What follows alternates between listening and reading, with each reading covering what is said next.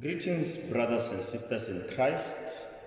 I am Father Tefo Bolokwe, priest in charge of St. Paul and St. Emmanuel parishes in Muchudi.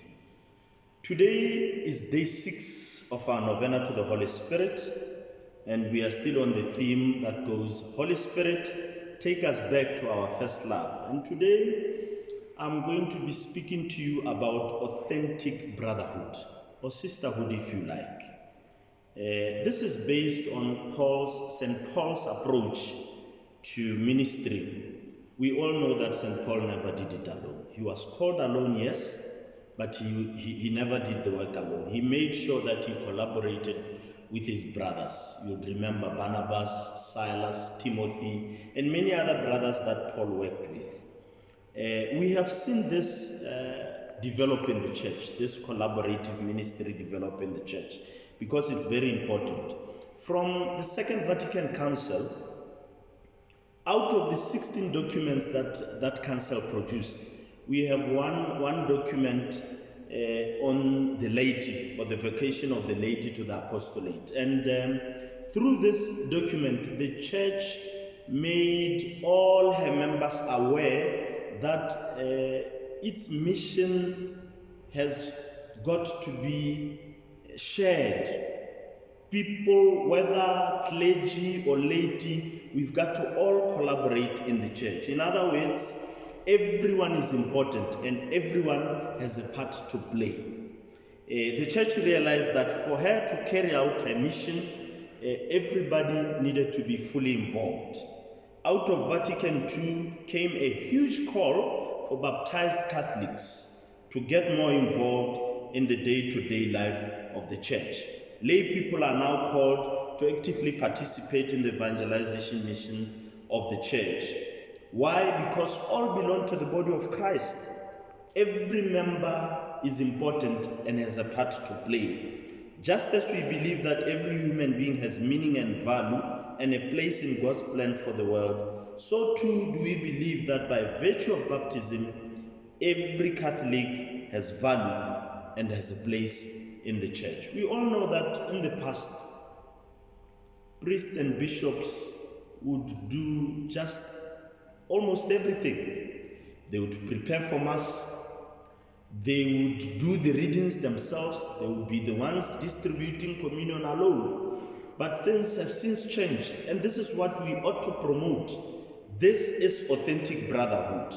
Once we collaborate as members of the same church, whether clergy or lay, then we are in the right track. And we are following on what Paul the apostle did, and many others, Peter and many other apostles. In the past, I remember lay people they would only come in when it was time to give offertory, or when the church needed some contributions, some monetary contributions to be made. But that has since changed, and we must promote collaboration. Today, we have got catechists, we have liturgy coordinators, pastoral associates, full-time secretaries, you name them.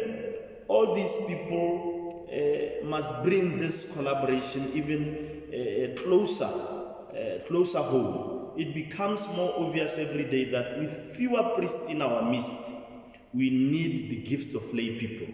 We need professionals. We need volunteers to do the work of God. For instance, every day here in Muchudi, if I have to go out to see the sick, for instance, I don't go alone. I either go with the sisters, the nuns, or just anybody in the parish. Because this is the work of the Lord. It's not the work of the priest or the work of so-and-so. It is our work. And this is what we are all called to do. And therefore, I ask you to pray for our priests as they try, to collaborate in this ministry. And on the other hand, I encourage my brother priests also to say, gentlemen, you cannot do it alone. You need to trust your people, support them, pray for them, and engage them in your work. Collaborate with them.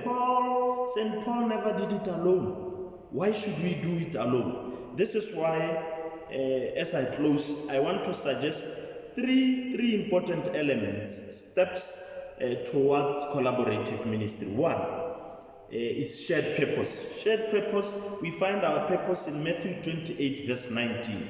Go therefore, make disciples of all nations, baptize them in the name of the Father, the Son, and the Holy Spirit. The second step is shared process. What do we ought to do? What is it that we have to do? That is, what process should we follow, to achieve our purpose? And the last step is shared practices. This means that whether you are a priest, you are a nun, you are a chairperson, or you are a leader of a praise and worship team, everyone is important and can make a meaningful contribution. And 1 Corinthians chapter 12, where Paul talks about the body, though having many parts but one body, this is what we ought to do. This is our shared practice. And as I close, I want to say, watch out. If you want to do it alone, you are always going to be somehow selfish. You are always somehow going to feel you want to be seen or to be noticed. You are always going to be somehow inclined to power. But if you share the work with others, if you do it together as one, then you are free from such inclinations. Thank you very much. May God bless His word, and may you be blessed too, in the name of the Father, the Son, and the Holy Spirit. Amen. Thank you.